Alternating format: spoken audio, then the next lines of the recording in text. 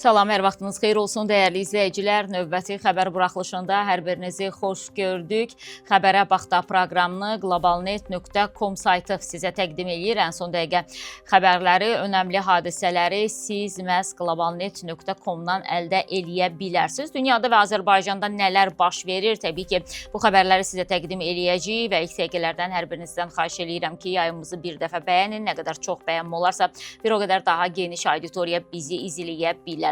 Qarabağda investorlar üçün ayrılmış torpaqların yarısı hələ istifadə olunmayıb. Bunu Ağdam, Füzuli və Xocavənd rayonlarında prezidentin xüsusi nümayəndəsi Emin Hüseynov Azərbaycanda kənd təsərrüfatı, balıqçılıq və akvakultura məhsullarının istehsalı və emalı sahələrinin inkişafına dair 2026-2030-cu illər üçün dövlət proqramı ilə bağlı keçirilən müşavirədə deyib. Onun sözlərinə görə Ağdam, Füzuli və Xocavənd rayonlarında investorlar üçün nəzərdə tutulmuş torpaq fondunun təxminən yarısı hələ də istifadəyə cəlb olunmayıb. Sözgedən rayonlarda ümumi əkinə yararlı torpaq sahəsi 95 min hektardan çoxdur. Bunun 50 min hektardan investisiya layihələri çərçivəsində sahibkarlara ayrılması nəzərdə tutulur. İnvestorlar üçün ayrılmış torpaq fondunun hazırda təxminən 24 min hektarı, yəni 49% hələ istifadəyə cəlb edilməyib deyə prezidentin xüsusi nümayəndəsi qeyd edib və bildirib ki, bu isə aqrar istehsal, agroemal, heyvandarlıq, bağçılıq, balıqçılıq və digər istiqamətlər üzrə yeni investisiyalar üçün geniş imkanlar yaradır və Hüseynov bildirib ki, qarşıdakı dövrdə regiona yerli və xarici investorların cəlb olunması əsas prioritetlərdən biri olacaq. Ölkədə digər önəmli daha hansı məlumatlar var, dəyərli izləyicilərimiz, sizə təqdim eləyəcəm. Bununla da bağlı məlumatlara diqqətinizə çatdırım ki, Prezident İlham Əliyev Rusiyalı həmkarını təbrik eləyib. Belə ki, Prezident İlham Əliyev Rusiyalı həmkarı Vladimir Putini Rusiya günü münasibəti ilə təbrik eləyib. Globalnet.com bildirir ki, təbrikdə deyilir Azərbaycan xalqı adından və şəxsən öz adımdan sizi və sizin simanızda bütün Rusiyalıları dövlət bayramı Rusiya günü münasibəti ilə səmimi qəlbdən təbrik eləyirəm. Azərbaycan Respublikası ilə Rusiya Federasiyası arasında münasibətlər xalqımızı əsrlər boyu birləşdirən dostluq, mehriban qonşuluq və qarşılıqlı hörmət ənənələrinə əsaslanır. İki tərəfli iqtisadi, ticari qarşılıqlı fəaliyyətin fəal şəkildə inkişaf etməsini, regionlar arası və mədəni humanitar əlaqələrin genişlənməsi məmnunluqla qeyd eləyirəm. Əminəm ki, birgə səylərimiz dost ölkələrimizin və xalqlarımızın rifahı naminə Azərbaycan-Rusiya münasibətlərinin strateji tərəfdaşlıq və müttəfiqlik məcrasında çoxplanlı əməkdaşlığın bundan sonra da inkişafına və möhkəmləndirilməsinə kömək eləyəcək. Hörmətli Vladimir Vladimiroviç, bu əlamətdar gündə sizə möhkəm can sağlığı və uğurlar, Rusiyanın bütün vətəndaşlarına isə əminamanlıq və tərəqqi arzu eləyirəm deyə Prezident İlham Əliyevin Rusiya prezidenti Vladimir Putinə ünvanladığı təbrik məktubunda qeyd olunur.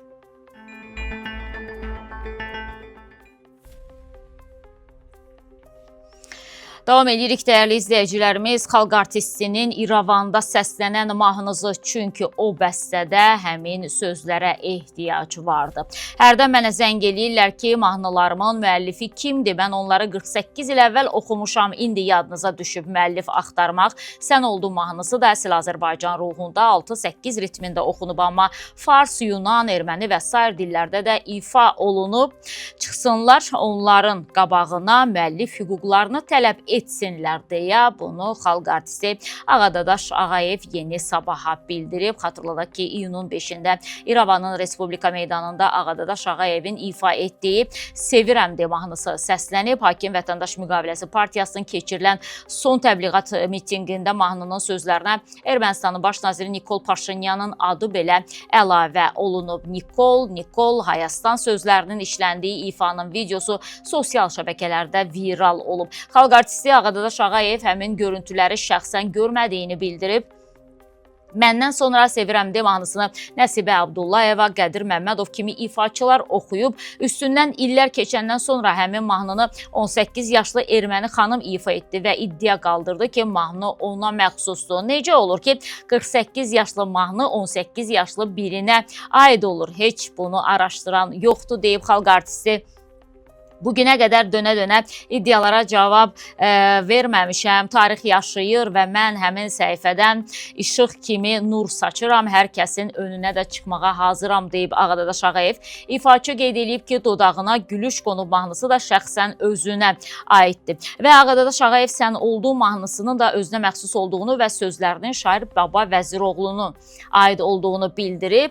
Mövzunu özüm vermişəm və bildirmişəm ki, bu formada yaz kişidir. Çox vaxt çöldə bayırda olur, evə gec gələndə də qadın ona əsəbləşir. Bu mahnı bir növ kişinin üzrünü xanımına çatdırır. Həmin mahnını da YouTube'da 18 milyon nəfər izləyib. Düşünürəm ki, bu mahnı hər kəsin qanına yeriyib, yeriməsəydi oxumazlar. Sovet dönəmində Nəsibə Abdullayeva mahnılarımı ifa edəndə bildirmişdilər ki, müəllifin adını çəkmə, amma o mənim adımı çəkmişdi. Mən bütün bunları aşmış adamam. Ömrümü bəzəyən mahnılarımın sayı hesabı yoxdur. Nə oxumuşamsa tutub deyir Ağadadaş Ağayev. Bu mahnıların da başqasına aid olduğunu iddia edənlər önümə çıxsınlar. Mən də onların hara xidmət etdiklərini araşdırım, öyrənim onlardan sonra yaxalarını buraxsam, ondan sonra şərəfsizəm, deyib xalq artisti. Kişilikləri varsa qabağıma çıxsınlar. İndi isə gedib hər kəs mənim mahnılarımı ifa edənlərin ən azından yaşını araşdırsın və görsün ki,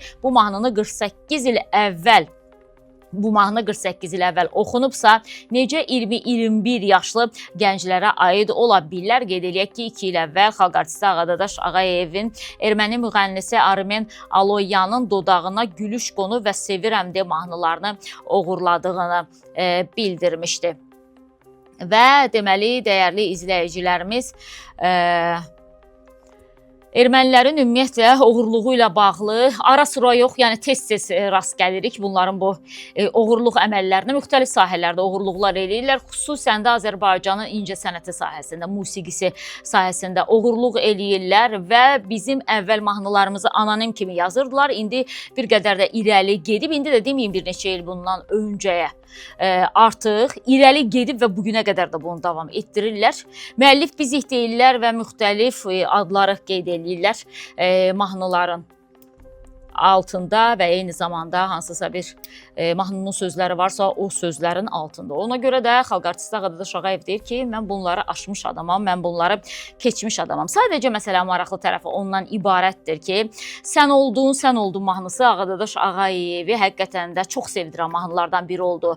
Dodağına gülüş qonub mahnısı, gülüşünə vurulmuşam mahnısı Ağadadaş Ağayevin ən gözəl ifaları içərisində, ən gözəl bəstələri içərisində də həqiqətən də deyir. Nə ifa eləyibsə, xalq artistinin ifası tutub və bir daha möhrünü vurub onun üzərinə. Və bu mahnıları 48 il bundan əvvəl deməli, ifa eləyən birisinə necə demək olar ki, bu mahnının müəllifi kimdir? Erməni qız deyir ki, bu mahnının müəllifi mənəm və əminəm ki, bunu soruşanlar, bu sualı ünvanlayanlar da məhz elə ictimaiyyət nümayəndələrdir, sosial şəbəkələrdə olanlardır. Yəni, ümumilikdə bir Azərbaycanlının verdiyi sualdır, amma bunu xalq artistinə soruşmamışdan öncə bircə mahnını yazıb, onun tarixini, araya-ərsəyə gəlməsini izləmək kifayətdir ki, bu suala cavab tapmış olasan və hiss olunur ki, bu suallardan da bezib xalq artisti Ağadadaş Ağayev və ona görə də deyir ki, kimin şübhəsi varsa gəlsin, çıxsın qarşıma,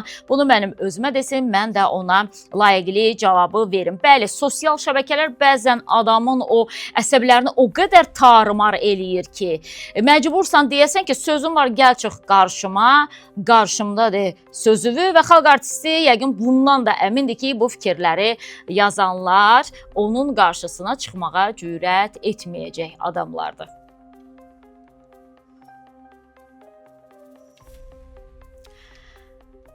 Davam eləyək.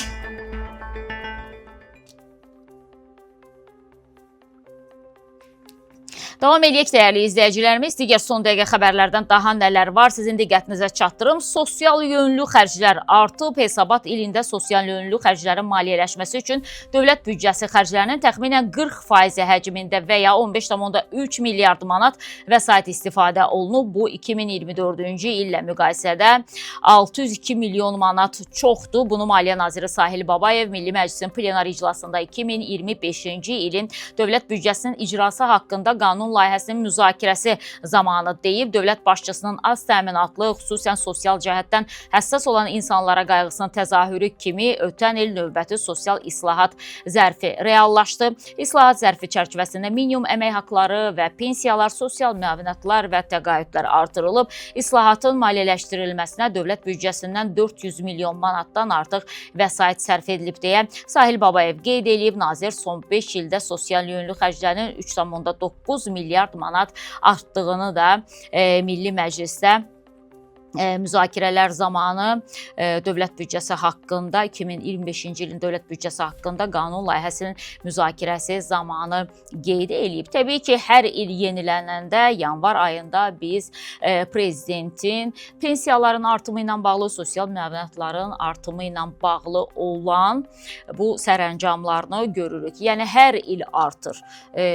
Baxmayaraq ki, bu artımlar da kifayət etmir insanların həyat şəraitinin yaxşılaşdırılmasına, amma müəyyən qədər məbləğ də olsa cənab prezident bununla bağlı sərəncam imzalayır. Və davam edirik dəyərli izləyicilərimiz. Digər son dəqiqə xəbərlərdən dövlət qurumunda korrupsiyaya qarşı əməliyyat saxlanılanlar var. Baş prokurorluq yanında korrupsiyaya qarşı mübarizə baş idarəsi hava nəqliyyatında baş gömrük idarəsində əməliyyat keçirib və əməliyyat zamanı 4 gömrük əməkdaşı saxlanılıb. Onlardan ikisi Aysel və Xalidə adlı xanım əməkdaşlardır. İlkin məlumata görə saxlanılanlardan birinin izahatı alınandan sonra o sərbəst buraxılıb.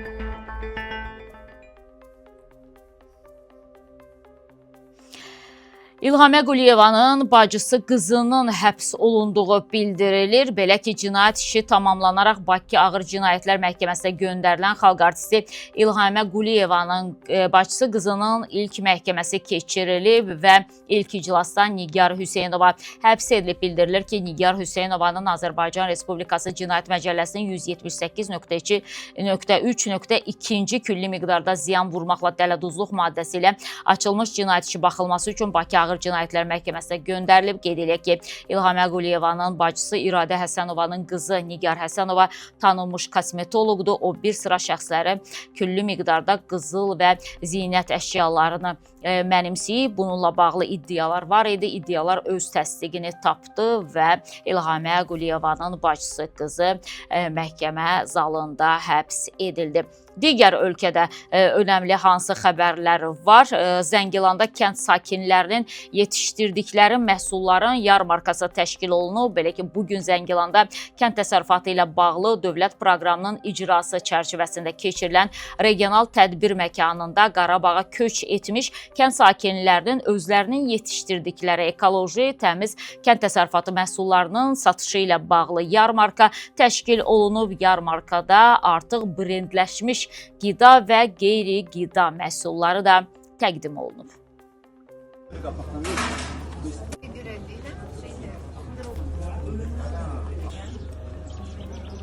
Belə meyvələrin, məsələn, kartofun, soğanın yuyulması necə? Hara yığacaq? Yox, harda yuyulur?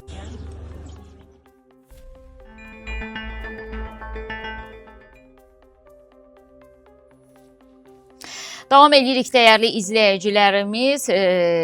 Bugün Azərbaycanın milli qəhrəmanlarından biri Allahverdi Bağırovun şəhid olduğu gündür dəyərli izləyicilərimiz və sizin diqqətinizə çatdırım ki, Azərbaycanın milli qəhrəmanı Allahverdi Bağırov məhz bugün 12 iyun tarixində dünyaya gözlərini əbədi yumub. Allahverdi Teymur oğlu Bağırov 22 aprel 1946-cı ildə Ağdam şəhərində doğulub. 7 qız övladından sonra dünyaya gəldiyinə görə ailəsi onu Allahın payı sanaraq Allahverdi adını veriblər. 1988-ci ildə Qarabağda ilk erməni aksiyaları başlayanda Azərbaycanlıların təşkilatlanmasında Bağırov qardaşlarının da böyük xidmətləri olub. Sonrakı illərdə Allahverdi Bağırov digər vətənpərvər insanlarla birlikdə Ağdamda ilk müdafiə dəstələrini yaradır. 1991-ci il oktyabrın 1-də Azərbaycan ordusunun ilk hərbi birləşmələrindən biri 845 nömrəli Ağdam ərazi özünü müdafiə taboru yaradılır. Bu taborun yaradıcısı Eldar və Allahverdi Bağırov qardaşları olub. Eldar Bağırovun komandiri olduğu və 760 döyüşçüsü olan tabora Vətən oğulları adı verilir. Lakin 1991-ci ildə Eldar Bağırov Bakıda olan Ali Sovetin iclasına qayıdarkən yaşadığı evin qarşısında müəmmalı şəkildə qətlə yetirilir. Bundan sonra tabora Allahverdi Bağırov komandanlıq etməyə başlayır. Allahverdi Bağırovun sonuncu ən böyük əməliyyatı 1992-ci il iyunun 12-sində baş tutur. Bağırovun komandanlığı altında hücuma keçən Azərbaycan ordusu bir neçə kəndləri düşməndən təmizləyərək Əsgəran qalasına qədər irəliləyirlər. Pircamal kəndindəki bütün yüksəklikləri nəzarətə götürürlər. Kətük kəndi ilə üzbəüz mövqe qururlar. Aranzəmin kəndində gedən döyüşlərdə 100 ermənini məhv eləyirlər. Düşmənin 10 döyüşçüsünü isə əsir götürürlər. Təcili iş üçün geri Ağdama çağırılan Allahverdi Bağırovun olduğu maşın Naxçıvandan geri qayıdarkən minaya düşür. 46 yaşlı Allahverdi Bağırov sürücüsü və Nizami adlı həkimlə birlikdə şəhid olurlar. Allahverdi Bağırovun Bakıda Şəhidlər Xiyabanında dəfni planlaşdırılsa da sonradan Ağdamda qardaşı Eldarın yanında dəfn olunur. O ölümündən sonra 24 fevral 1993-cü ildə Azərbaycan Milli Qəhrəmanı adı və Qızıl Ulduz medalına layiq görülür. Təbii ki, bizim milli qəhrəmanların şücaətindən az öncə də qeyd elədim. Nə qədər danışsaq da azdır. Nə qədər onlarla bağlı yazılsa da, deyilsə də bir o qədər azdır.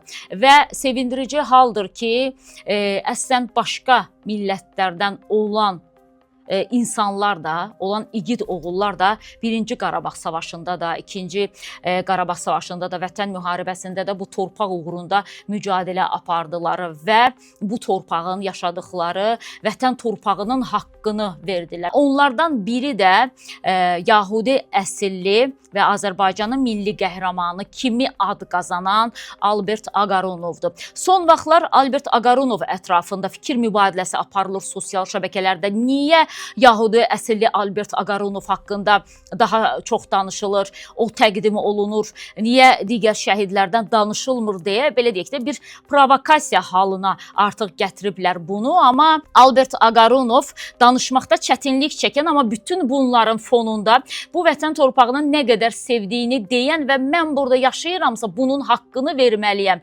deyən və öz adını Azərbaycanın qəhrəman oğulları sırasına yazdırmağı bacaran, bir atəşlə 2 tankı məhv etmək gücündə olan bir döyüşçü olub, tankçı olub. Albert Agarunovla bağlı beynəlxalq hüquq müdafiəçisi, Qlobal Həmrəylik Şurasının Qafqaz regionu üzrə rəhbəri David Silvestrov bir paylaşım eləyib. Onun paylaşımını sizin diqqətinizə çatdıracağam. Azərbaycan ətrafında gərginliyin yenidən artdığı bir dövrdə Azərbaycanın milli qəhrəmanı Albert Agarunovun adından təhrif olunmuş və spekulyativ kontekstdə istifadə edilməsi yol verilməzdir. Sosial şəbəkələrdə və bəzi müzakirələrdə ayrı-ayrı şəxslər onun Yahudi əsilli olmasını ön plana çəkərək bu faktı Azərbaycana qarşı siyasi manipulyasiyalarla əlaqələndirməyə çalışırlar. Belə yanaşma tarixi həqiqətə, vətəndaş birliyi prinsiplərinə və Azərbaycan xalqının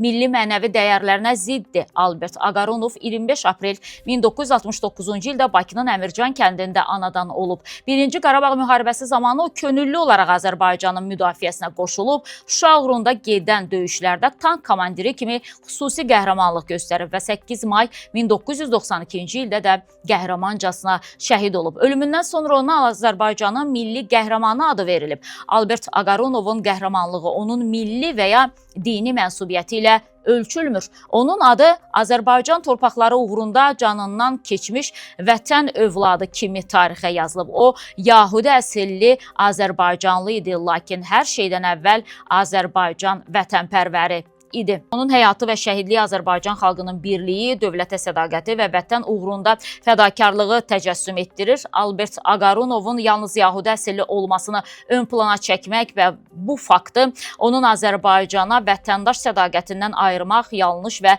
təhlükəli yanaşmadır. Onun qəhrəmanlığı Azərbaycan multikulturalizminin, vətəndaş həmrəyliyinin və ümumi vətən anlayışının ən güclü simvollarından biridir. Bugün Albert Ağarunovun adına siyasi spekulyasiya, etnik və ya dini bölünmə yaratmaq Azərbaycan xalqı ilə Yahudi icmasını qarşı-qarşıya qoymaq məqsədi ilə istifadə olunması qəbul edilməzdir. Bu nə Albertin xatirəsinə hörmətdir, nə də Azərbaycana sədaqətin göstəricisidir. Əksinə belə davranışlar milli birliyə, vətəndaş həmrəyliyinə və Azərbaycanın tarixi multikultural ənənəsinə zərbə vurur deyə Beynəlxalq Hüquq Müdafiəçisi Qlobal Həmrəylik Şurasının Qafqaz regionu üzrə rəhbəri David Seliverstrov bildirib. Bəli, dəyərli izləyicilərimiz, şəhidlərin milliyyəti olmur. Əgər bu torpaq uğrunda canlarından keçiblərsə, Yahudisi də bizə əzizdir, Özbəyi də bizə əzizdir, əslən Ukraynalı olanı da əzizdir, əslən Rusiyalı da olanı əzizdir, əslən İranlısı da əzizdir, ümumilikdə, yəni bu torpaq uğrunda.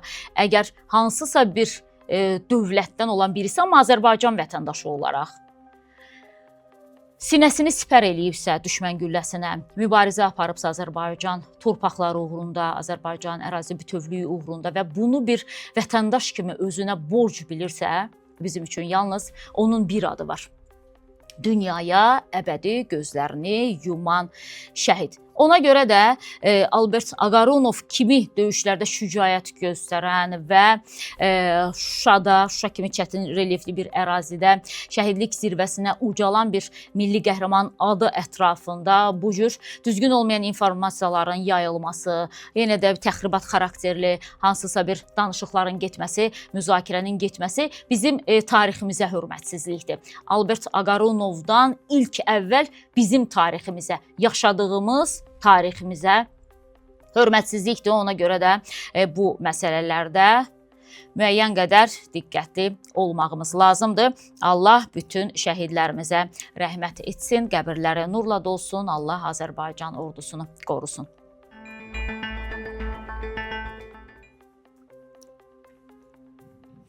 Davam edirik dəyərli izləyicilərimiz. Ukrayna ordusu Tataristanın Nijnikamsk şəhərində yerləşən Taneto neft emalı zavoduna zərbələr endirib. Həmin zərbələrin görüntüləri də ətrafda olan insanlar tərəfindən çəkilib, sosial şəbəkələrdə paylaşılıb. Qeyd eləyək ki, ümumiyyətlə bir neçə istiqamətdə Ukrayna ordusu hücum əməliyyatları həyata keçirib və Ukrayna ordusunun Rusiyanın Talyati şəhərinə pilotsuz uçuş aparatları ilə hücum etdiyi də bildirilir.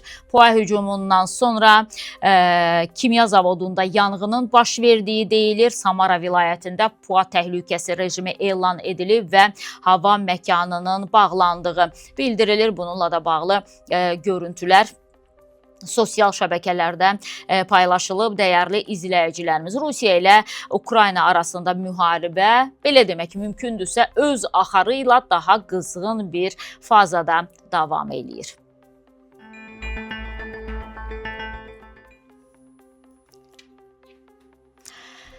Bakı şəhər meri Eldar Əzizov yola salınır. Bununla bağlı bir xəbər var, diqqətinizə çatdıracağım. Bakı şəhər İcra Hakimiyyəti başçısının tabeliyindəki Bakı Mənzil kommunal layihə ləğv edildi. Yaşıl teatr Mədəniyyət Nazirliyinə verildi.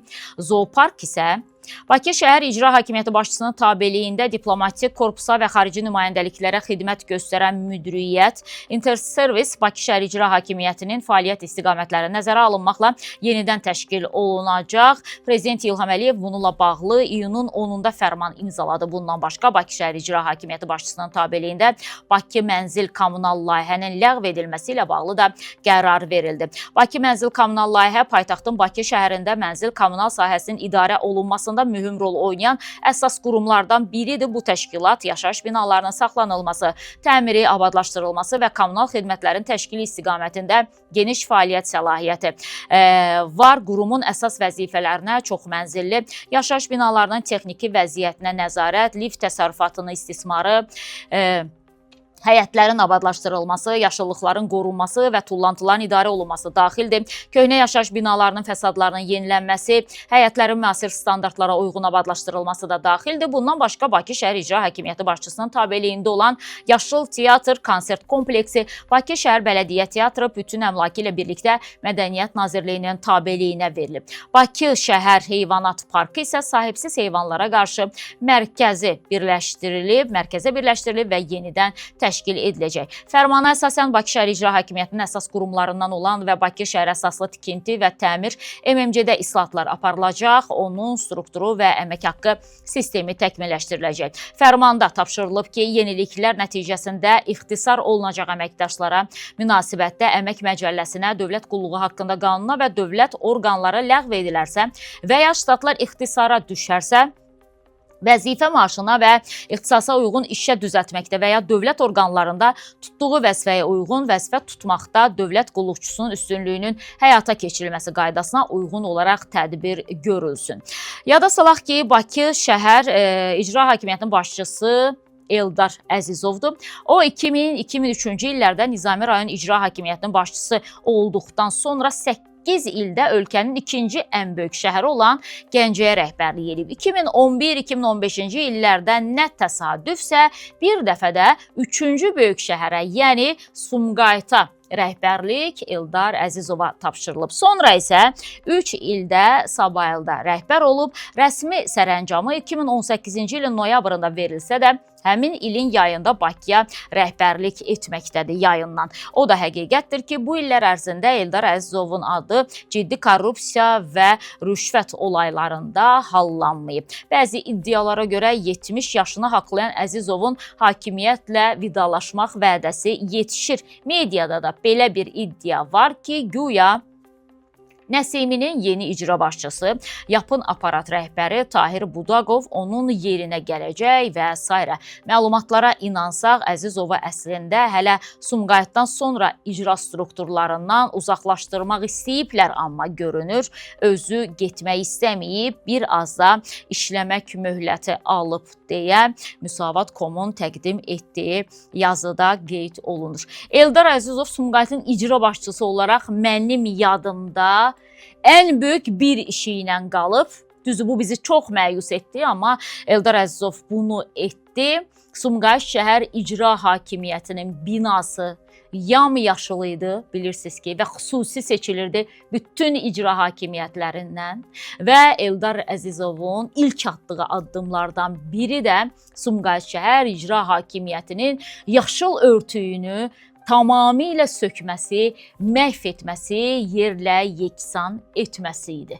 Ondan sonra niyə belə oldu deyə suallar da soruşuldu və suallara cavab olaraq bildirildi ki, bəs o yaşıl yarpaqlardan cücülər, böcəklər daxil olur Sumqayıt şəhər İcra Hakimiyyətinə. Eldar Əzizov isə cücüləri, böcəkləri sevmədiyinə görə qərar verib ki, məhv eləyin bu yaşıllığı. Təbii ki, bu bir bəhanə idi. Çünki Eldar Əzizova qədər Sumqayıtın İcra Hakimiyyətinin binasını o qədər yaşıllaşdırmağa nail olan rəhbərlər olmuşdu, bəli. Çox da gözəl görünürdü və heç bir icra başçısını bu yaşıllıq narahat etməmişdi. Ta ki, indiki Bakı şəhər İcra Hakimiyyətinin başçısı Eldar Əzizov Sumqayıta rəhbər təyin olunana qədər yenidən öz yaşıllığını bərpa etməyə başlayıb. Son 10 ildə Sumqayıt şəhər İcra Hakimiyyətinin başçısı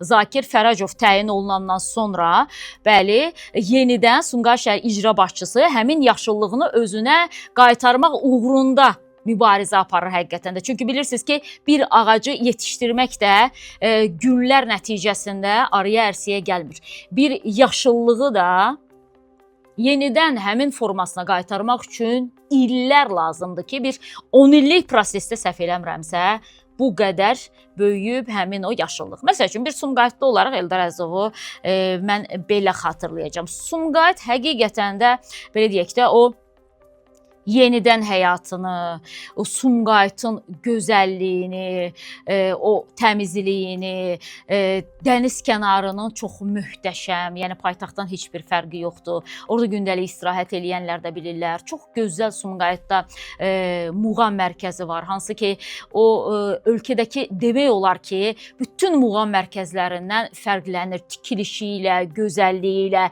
xüsusi işləmələri ilə. Eyni zamanda Heydər Əliyev mərkəzi var Sumqayıtda, tarix muzeyi var Sumqayıtda. Həqiqətən də bunların hər biri Sumqayıtlılar üçün tikilən və onların istifadəsinə verilən və bizim orada maariflənməyimiz, Heydər Əliyev irsi ilə tanış olmağımız, eyni zamanda muğam mərkəzində dəyərli Azərbaycan musiqisini izləməyimiz üçün, mədəni istirahət etməyimiz üçün hesablanan və atılan addımlardır ki, bir daha da qeyd eləyirəm, bu son 10 ildə Sumqayıt şəhərinin Azərbaycan ən gözəl şəhərləri sırasında olmağı və ilklərdə olmağı Sumqayıtdan olan hər kəs üçün sevindiricidir və bir daha da qeyd eləyirəm ki, təbii ki, bu son 10 ildə xüsusi Sumqayıtın inkişaf dövrü də Sumqayıt şəhər İcra Hakimiyyətinin başçısı Zakir Fərəcovun payına düşür. Yəni, mən şəxsən bir Sumqayıtlı olaraq Eldar Əzizovu Sumqayıtda xüsusi işlər görməyən və əksinə Sumqayıt İcra Hakimiyyətinin yaşıl binasını məhv eləyən biri kimi, Zakir Fərəcovu isə hər gəzəndə çox təşəkkür etdiyim, xüsusən də bir məqamı qeyd eləyəcəm. Sumqayıtın dənizkənarı bulvarını nəzərdə tuturam. Hər dəfə yürüyüş edəndə çox-çox təşəkkür eləyəcəyim bir icra başçısı kimi xatırlayacağım. Təbii ki, bundan sonra Sumqayıtda görüləcək işlər çoxdur.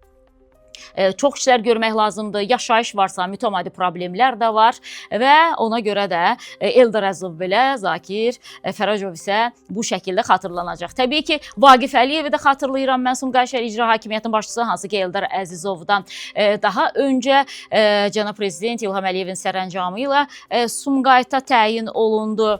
Çox mədəni icra başçılarından biri idi, amma o da Sumqayıt üçün xüsusi və belə deyim də, yəni bir Sumqayıtlı olaraq yadımızda qalacaq işlər görmədi. Müəyyən işlər gördülər. Eldar Əzizov da müəyyən işlər gördü, amma bu Sumqayıt üçün demək olar ki, yəni heç nə idi, sayılmayacaq bir şey idi.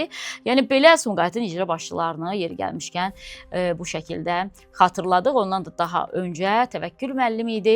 Səhv etmirəmsə ardıcıllıqla. Allah hamısının canını sağ eləsin. Yaxşı iş görənlərin, necə deyirlər, ölənlərinə rəhmət. Sadəcə illərini yola verib pulunu qazananlara da yenə də nə deyə bilərik ki, Allah canlarını sağ eləsin.